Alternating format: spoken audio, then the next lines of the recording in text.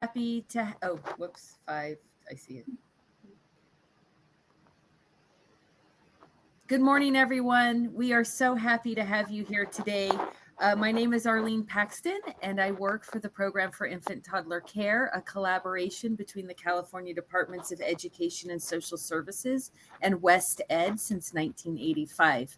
I oversee the PITC Regional Support Network in California, which provides training and technical assistance to infant and toddler programs. Today, I'm joined by my colleague, Amber. Amber, would you like to introduce yourself? I'd love to. Thank you, Arlene. Good morning, everyone.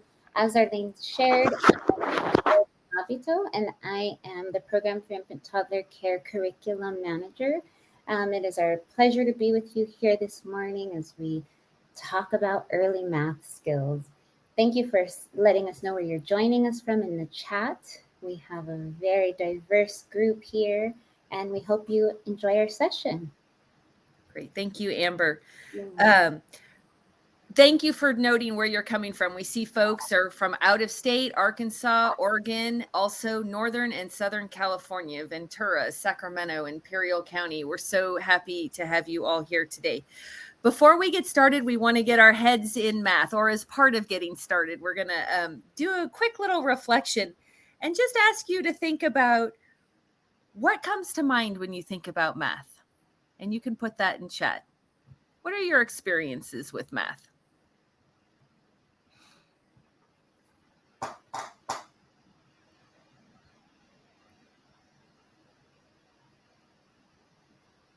While folks start thinking about what that might be or how your experiences might impact how you perceive math today, I'm going to share with you that for today, we're going to have an opportunity to learn about how to plan for the emergent mathematical thinking of infants and toddlers. Using a reflective curriculum planning process as a foundation, this session will explore how everyday experiences can support the learning progressions of early math concepts. Mm-hmm. We're a little quiet on how people experience math. So we'll check in with you. We'll check in with you that a little later on that after we get through some of these pieces. So some pieces are coming in, Arlene. Oh, they are? Am I not seeing them? Oh, it's scrolled. Okay, I didn't scroll down. Okay. Yeah, Paula says stress. Oh. Okay. Hopefully we can address that a little bit and make it easier for you. Confusion, anxiety, numbers, money. Love it. Interactive and important. Mm-hmm. Counting, some anxiety, numbers, songs, shapes. Math is everywhere. Absolutely. Oh, terrible experiences with math. I'm with you. I had a horrible time in geometry, but I can still add and subtract. And ultimately, that's what I need to do. And it can be challenging. We really appreciate you sharing those reflections. Today, we're going to try to unpack that a little bit and think about how we can see math in everyday activities for infants and toddlers. So while we are overall going to have a focus on planning curriculum for infants and toddlers, because this event is focused on early math skills, we're going to hone in on the cognitive development domain for early learning. And for those of you who are in California, know that we have the Infant Toddler Learning and Development Foundations as a resource for that.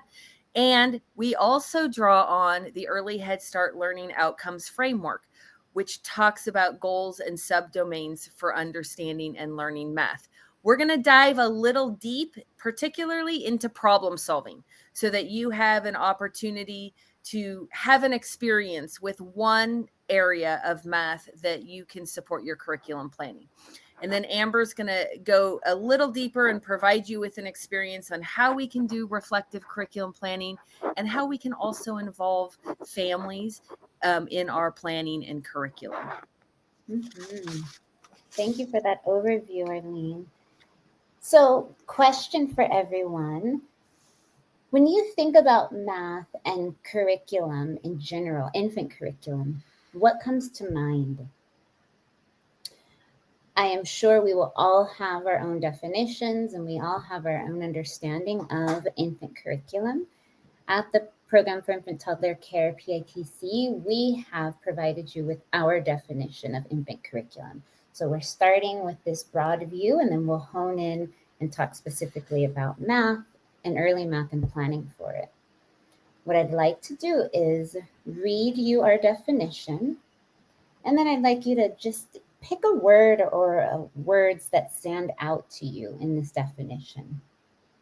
Okay, so when we talk about infant curriculum at the PITC, we're talking about a curriculum that reflects our intentional support for each infant's learning and development. This curriculum offers a balance between children's emergent interest and their planned experiences. It is a process of collaborative discovery and shared meaning that honors each child's personal, familial, and cultural identity. There's a lot there. As you're thinking about your word or words that stand out, I want to focus your attention to this word collaborative discovery. And that collaboration that we're talking about at PITC is a collaboration between you and your children and their families. So together you're working and exploring and wondering together as you figure out the world, help the child figure out their learning agenda and the world around them. So if you take a moment and let us know in the chat what word or word stands out for you in that definition.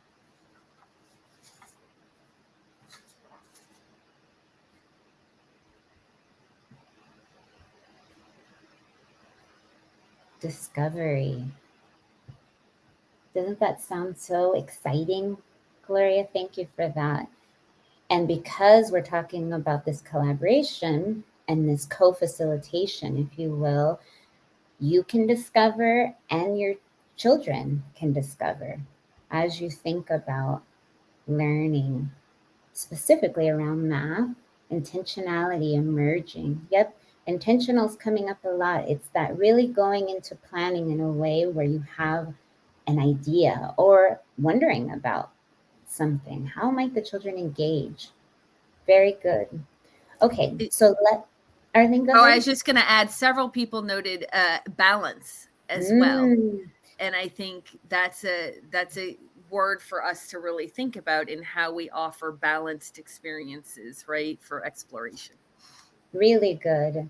Balance is a really important one because there is this idea of really following the child's lead and offering planned experiences with the child development piece in mind. So let's dive into this child development piece. Specifically, when we talk about early math, we are talking about cognitive development. And so the two publications that Arlene mentioned were the Infant Toddler Foundations and then the Early Learning Outcome Frameworks. What the Infant Toddler Learning and Development Foundation says to us about cognitive development is that cognitive development refers to the process of growth in change in intellectual and mental abilities such as thinking, reasoning, and understanding. I want you to note this phrase, growth and change. What we know is that learning happens for infants and toddlers across a progression. And so what we're looking at when we think about cognition in early math is over time, this idea of growth and change. The ELOF says to us that cognitive development also includes, in addition to what the foundations say, memory, problem solving, understanding and organizing their world. And it's just kind of putting the pieces together, trying to figure things out. If you look at that picture we have on this slide for you, that whole idea of stacking, maybe the children in the beginning of their exploration with those materials weren't able to stack them. They were just looking at them or mouthing them. And then over time, they've moved to be able to stack them through their discovery and problem solving. So we wanted to put this up here to give you an idea of how both of these publications are really calling out these skills around early math. So when we look at the foundation, cause and effect, the Infant Toddler Learning and Development Foundations has 9 foundations, and these are the ones that are focusing on early math, cause and effect. So that whole dumping, filling and dumping that we know our toddlers love to do, that's cause and effect. Or dropping a spoon off of their high chair or the table. And that's also called exploration and discovery. When we look at what the ELAF calls it, spatial relationships, how the body fits in space, that's early mathematical thinking, problem solving, exploration and discovery, number sense, that's early mathematical thinking, and then classification, early mathematical thinking as well. Amber, I apologize. I want to acknowledge, I'm just seeing in chat is that the slides are having a delay and they're not seeing the picture you were talking about. So, or they're not updating. So it sounds like there's a little glitch. We'll have our tech support person try to address that. And I guess I'll just say, close your eyes and take in the information to the best of your ability while they fix that. Naomi, I don't know if there's anything you can do. Okay, I'm not sure. Thank you, Arlene, for alerting me to that. I wasn't able to see the chat. Okay, so let me move us through. Our idea here was just to show you that, draw your attention to where in these publications you will see early math happening in areas that you can support it. We wanted to take you through a little reflection, and you don't need the slides for this. So think about when children are playing, what are some examples that demonstrate early math exploration? What are the things that they're doing or that you see them doing, engaged in, that tells us that they are exploring from this position of math, early mathematical thinking?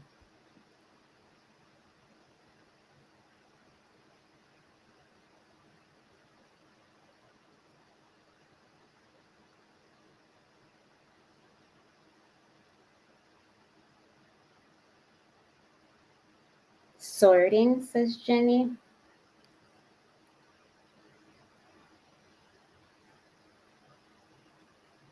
Yep, we talked about dumping and feeling, stacking, pouring, scooping, yep, measuring. Really good. Okay, and it's great to be able to think about some of those things, because then you can support the development of those skills, because what we know is that problem solving is one area of foundations that will help support early mathematical thinking. Yep, grabbing a handful of toys, lining up cars and animals, really good. Arlene's going to take us through now some guiding principles when we think about cognitive development. Thank you for sharing, everyone. Thank you, Amber. I also am going to acknowledge the notes or the list of foundations and that Amber talked about are in the slides that were uploaded to the system. So if you're not seeing them or you didn't get a chance to write them down, know that you will have them. Given the delay it looks like we're having. Okay, so I'm going to talk about some guiding principles. I'm just going to pull us back a little bit around how we think about cognitive development and the how we set the stage, so to speak, for supporting exploration in early math. So I want you to think, I'll try to say them slowly so that folks have a chance to really hear them. We want you to think about these guiding principles as then when Amber takes you through the curriculum planning process. So I'm going to spend a minute on guiding principles and then specifically on problem solving so that we're all on the same page about how we're moving forward. Okay. So we want to relate to the child as an active meaning maker, provide opportunities for exploration. Several of you noted that in chat. We know that through responsive interactions and thoughtful selection of materials, teachers and providers can provide opportunities for children to explore and make discoveries. Allow ample time. We're going to slow down and allow time for the infants and toddlers to make sense of their experience. Time is a gift. We all know that in these days, and it is in your infant and toddler programs. Um, this can be time for the children to really slow down, look, listen, and feel and enjoy each other. We want to describe the child's actions and effects of those actions. We talked about cause and effect. Infants and toddlers, we know, learn by exploring and manipulating objects. By describing these things, we can support them in their discovery and begin naming some of these principles for them and for ourselves and for families. We want to support self-initiated repetition and practice. Several of you said in when Amber put up the slide around what is curriculum, what words stood out to you, and some of you said intention and initiative. Oh, it looks like we might have just lost our slides. I'm going to put them right back, Arlene. Okay, thanks, Amber. So we know that self-initiated repetition strengthens their learning. It's the example that many use when, we know when children love to read the same book over and over and over again, right? They're working towards something. They're trying to understand a meaning, or it brings them joy. And so that repetition of dump and fill, or if I drop my spoon, will somebody get it for me? All of those kinds of things, they're doing it over and over again to figure it out. And given many of your comments in chat, I know many of you approach the work from that perspective. So we also want to give appropriate encouragement for problem solving and mastery. That's part of repetition, knowing when to help and knowing when to step back and when to encourage are skills that we all can develop over time to support infants and toddlers in their experience. For infants and toddlers, sharing a moment of mastery with an adult can affirm their interest in making a discovery and mastering a new skill. So those are some core guiding principles for us to think about around cognitive development. Now I'm going to move a little more specifically as we move into planning curriculum experiences to problem solving. So we have this quote here from the California Infant Toddler Learning and Development Foundations. The developing ability to engage in a purposeful effort to reach a goal or figure out how something works. So this is for children birth to 36 months. We talked about repetition, mastery in those guiding principles. This quote touches on that just in a little bit of a different way. But we know for children who are 8 months, let's say, in problem solving, they're using simple actions to try to solve problems involving actions, their body, or other people. For the 18-month-old child, they use a number of ways to problem solve. Physically trying to get out possible solutions before finding one that works. How many of us have seen an infant or toddler trying to get into a basket or a box and then think about different ways to do that. And then finally they get in and then maybe they're stuck. So getting out is another challenge or problem solved. Arlene, yes. I love that example. And I wanted to just tell you, it sounds like your mic is rubbing maybe against your something. When you're speaking, it's muffling your sound.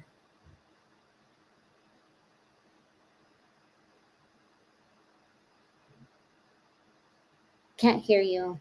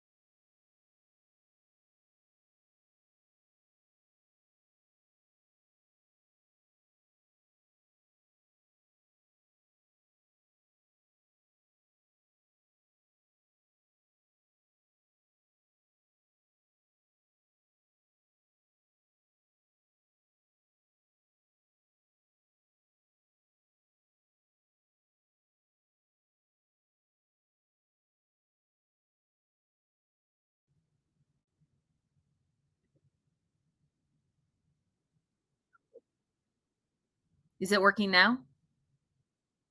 Okay.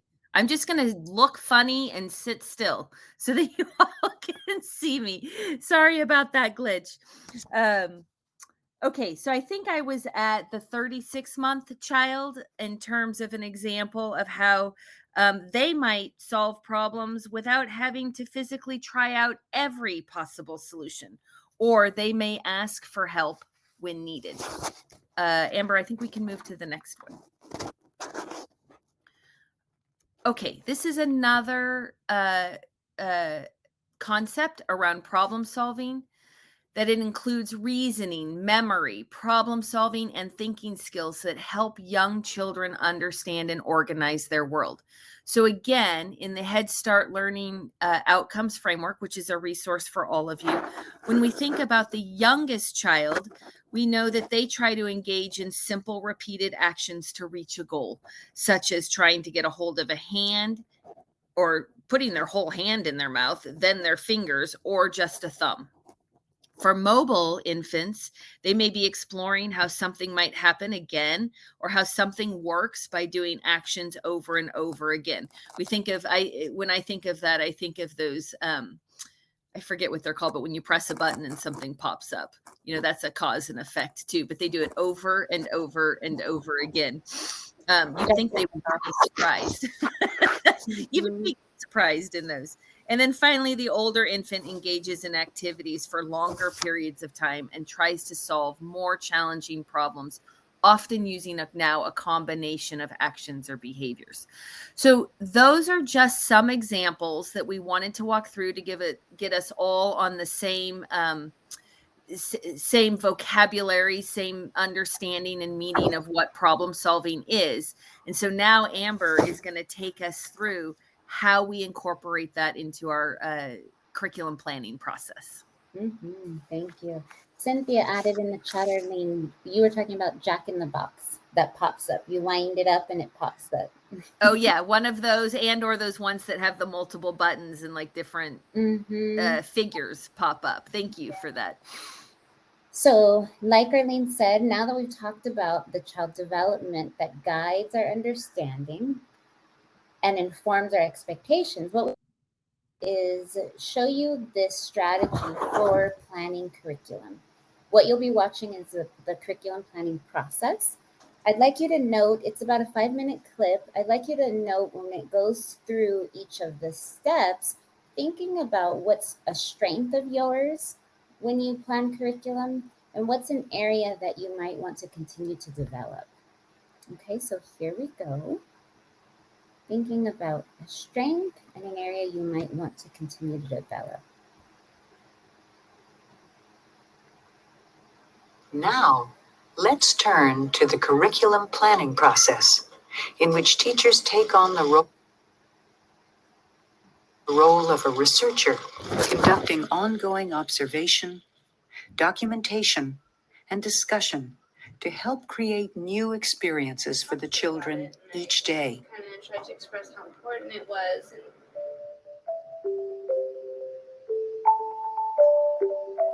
Start the process by observing.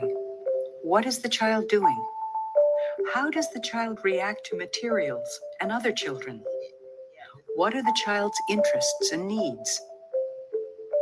Document your observations using a variety of tools to record what is happening. Then reflect on what you've documented. After you've gained insights into the impact of the environment and materials on the children, and how you've interacted with them, then you can begin to plan changes and create new experiences. Finally, you will implement the plan based on your analysis. As you can see, this process is continuous. Each day we build on the last day's experiences, observe again, and continue the cycle.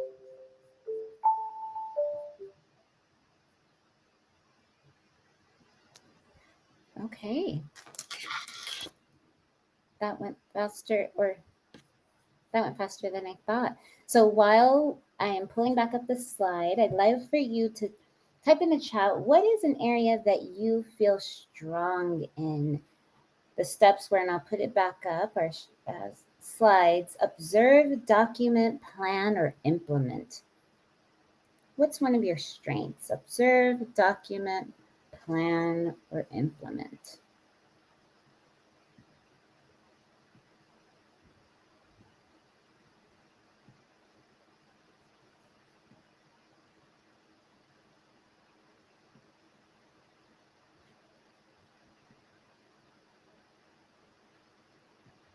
Okay, observe. I see it coming in the chat.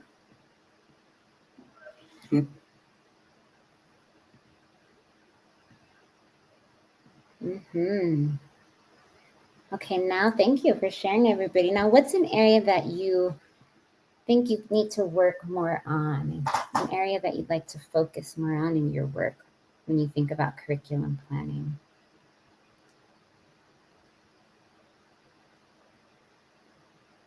Some of you are having a couple things that you're doing that you do well.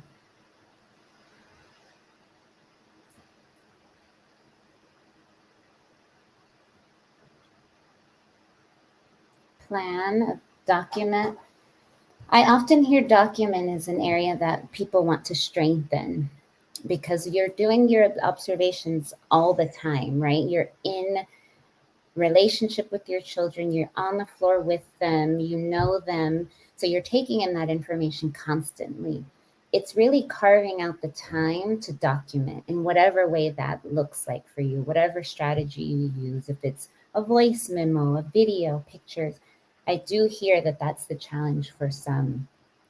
Back at the beginning, we talked about what is infant curriculum, and a lot of you noted in that definition, intentionality, and that comes with planning ahead. So sometimes documentation can be challenging because we just have to get a plan in place for collecting all of our data, right? Okay. So, and Amber, I would just add real quick, somebody put supporting teachers to document, and I think also around that is time. I think time is probably a pressure point or a pain point for being able to do all aspects. You're exactly right. And that's where I was going with the reflection piece, because as you all see, reflection is in the center, because as we do this cycle around observe, document, plan, and implement, all the while we're reflecting and asking ourselves questions around, I wonder what the children are thinking. I'm wondering what they're going to do now. I wonder why this happened. And having these conversations with yourselves, the children, co-teachers, families, but there's that time to be carved out for it. And it's tricky. It's really tricky to find that. So working to find that time and carve it out is important. Thank you for sharing. I want to show you another visual. We put this visual together to really help highlight for, especially those of you that are visual learners like myself, all of the components of the reflective curriculum planning process. So as you'll see on the outer circle here is what we just were looking at, that image of the reflective curriculum planning process. It's very cyclical, meaning we observe, we document, we plan, we implement, and we do it all over again. We implement our plan and then we sit back and watch, ask ourselves, did the children use those materials in the way that I intended? How did that turn out? And we're taking notes around that. And then if I direct your attention to the inner circle, those are all the components that are important for us to consider when we are planning curriculum. So we have been talking about the cognitive domain. So you really focusing in on what domain are we thinking about when we're planning curriculum. Side note, we know that very young children are experiencing learning in a very integrated way. So sometimes you'll have a lot of the domain showing up in an interaction or an observation. And you can look at all of them and consider them, or you can focus in like we're doing today. So let's take the cognitive domain for a moment. Then you're considering the age of the child. Arlene talked about the child from 0 to 36 months, right? That's a huge continuum and so much happens there. So in a moment, I'll show you a slide where we would like you to consider where your child is on that continuum, because based on that is really how you're going to approach curriculum planning for them. And then finally, considering the learning context. So that's where the learning experiences are happening. And we'll show you a slide and give you some ideas for what we mean when we talk about the learning context. So here we are. This is a slide around the ages of infancy. What's important to note here is that, like we said, learning happens on a progression, right? So with our young infants, and the way that we define young infants is 0 to 8 months, what's central to their development is security. That's what comes to the forefront. Exploration and identity are also important, and they're there in the background. But what's really important is that sense of security and trust, because when young infants have that, they're then able to explore and do their learning. So when we're thinking about planning curriculum for them, and specifically around early math, it's really important to consider, are they in relationships and secure with their caregiver? So building that relationship, and how are we offering them experiences that help them feel secure? Next, we move on to our mobile infants, 8 to 18 months. And what they're really contending with is exploration. If you think about that 8-month-old, they're starting to be on the move. All the things that they have been looking at for all these months, they can finally get to as they start to scoot and crawl and walk. And so thinking about their exploration at the forefront is important. And then finally, our older infants are really contending with independence, this explosion of language between 18 and 36 months, and choices, giving them choices so that they can feel independent becomes paramount. As we go into the next component, remember our circle here. So we talked about the domain, then we talked about the ages of infancy, and now the final piece is the learning context. So these are the learning contexts that we would like you to consider when you're thinking about planning some of these early math experiences. When we think about curriculum, oftentimes we go straight to the environment and materials. What can we add to the environment, take away, rearrange? And that is important, and that is one of the learning contexts. We also want you to consider how you can adapt your routines and plan for curriculum in your routines. Some of you said this when we asked you the question about how you see children playing through songs. There are so many songs built into infant toddler routines. And a side note about routines, infants and toddlers are in routines 80% of their day.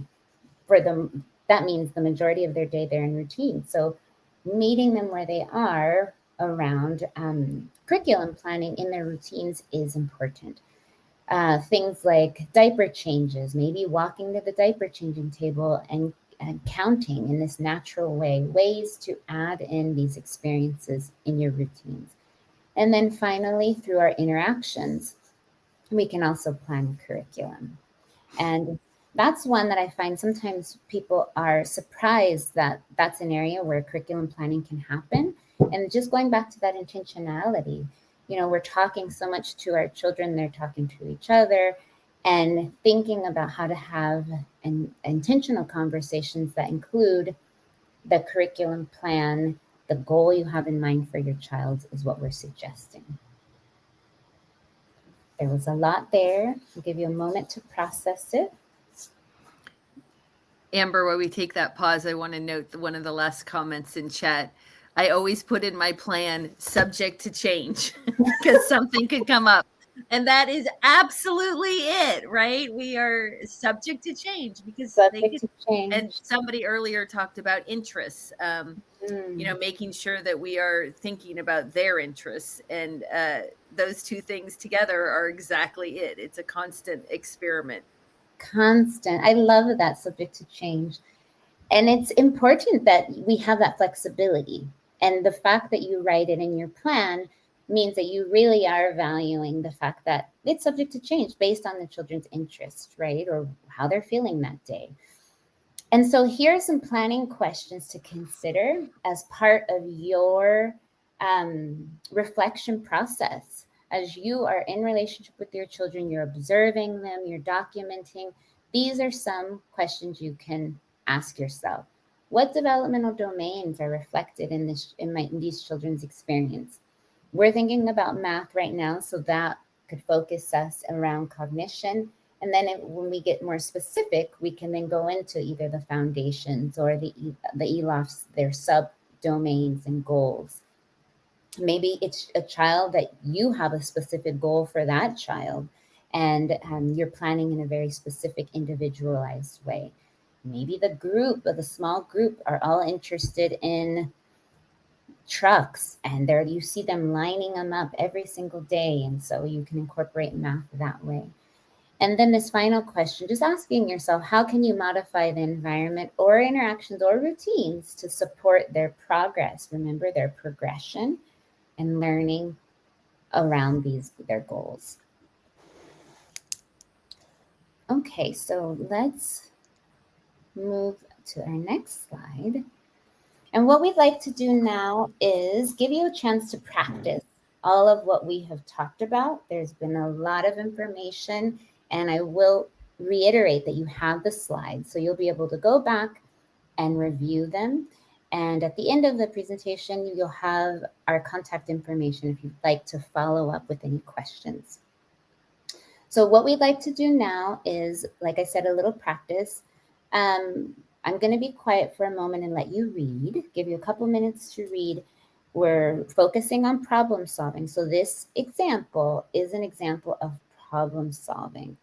So I'll give you a moment to read it, and I'll call you back and we'll talk about it.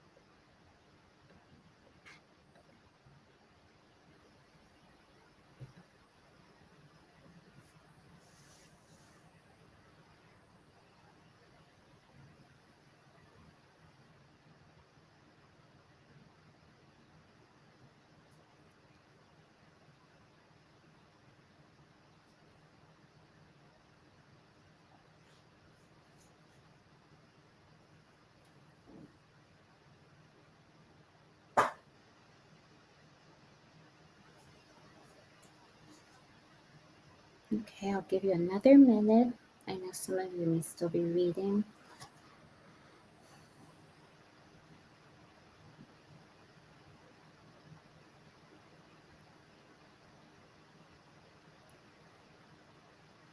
Lisa, I'm sorry, it's blurry.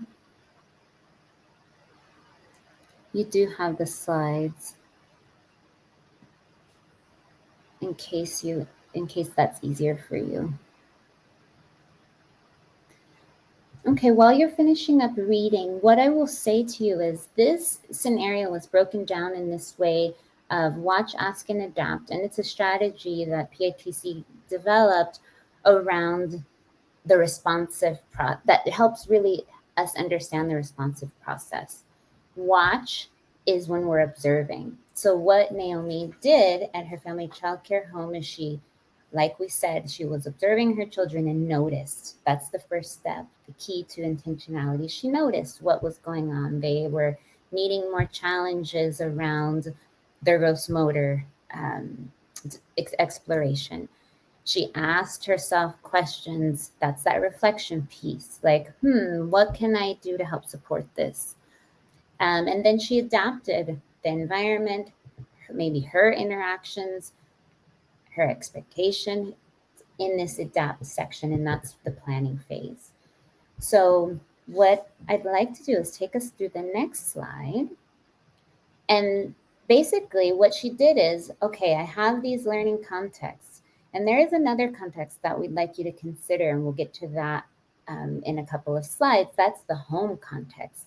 How do you then talk about all of this learning and development that's happening in a way that you engage the family to extend that learning at home and or learn what the child might be doing at home to support what they're doing at school? So this true family engagement around the curriculum plan based on the goals that you've outlined for your child or children.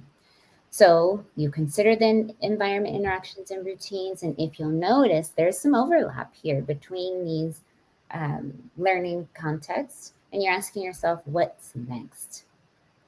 So when we're planning for emergent mathematical experiences in this reflective way, you start by asking yourself, what did you notice about the children?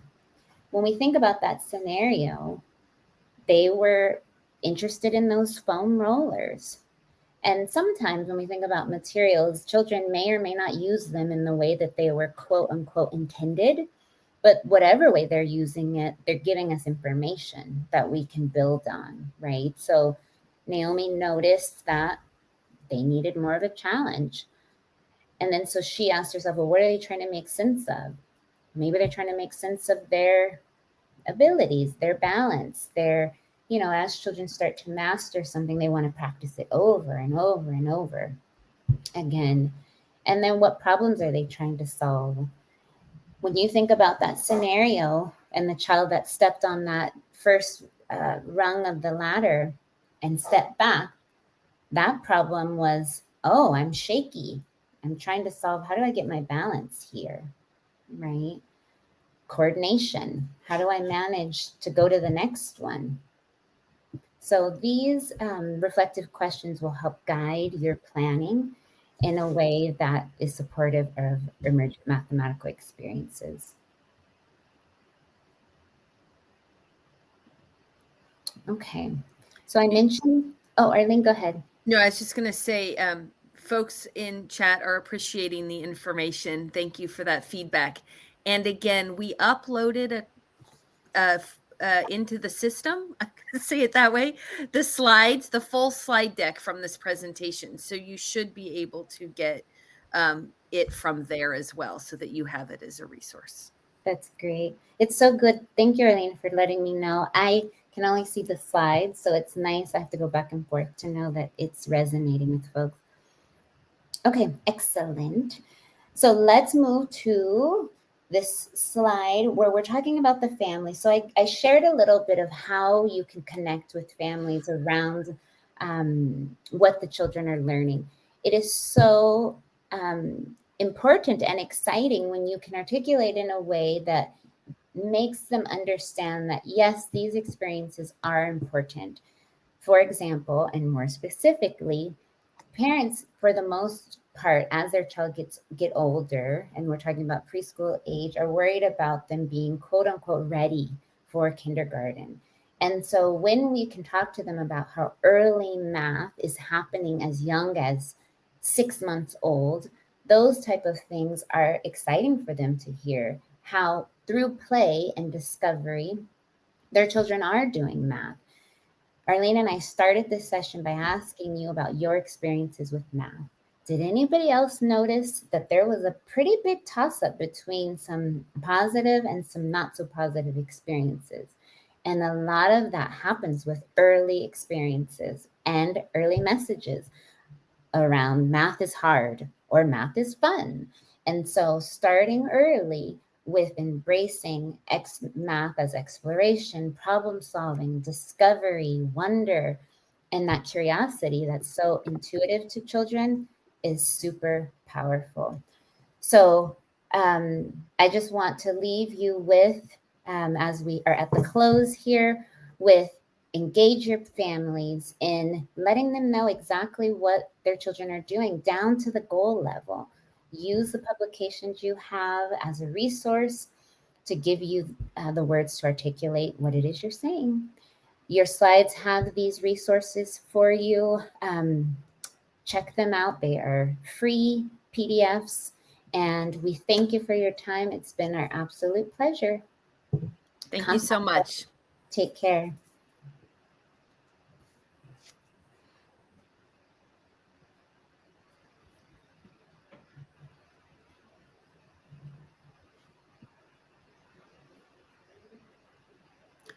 Thank So you. we had in chat also, is it, I think we're still live. We had in chat that under session details, just scroll down to the bottom and then there's a link. So I think those are two if you're looking for the slides and you're still here. Thank you, everyone.